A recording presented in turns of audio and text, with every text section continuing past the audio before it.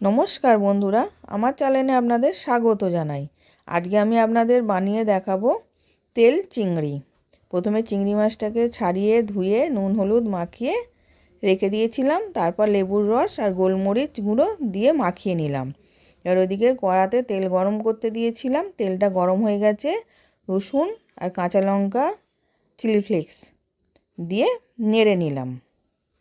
এবার তার মধ্যে চিংড়ি মাছগুলোকে দিয়ে দিচ্ছি। চিংড়ি মাছগুলো দিয়ে ওটাকেও ভেজে নেব। এবার স্বাদ মতো নুন দিয়ে দিলাম, ধনেপাতা কুচনো দিয়ে দিলাম, দিয়ে ওটাকে ভালো করে ভেজে নিচ্ছি।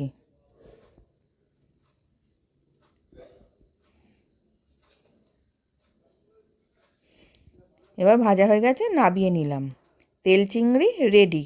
আশা করছি ভিডিওটা ভালো লেগেছে। আমি আবার হাজির হব আর এক নতুন রেসিপির সাথে।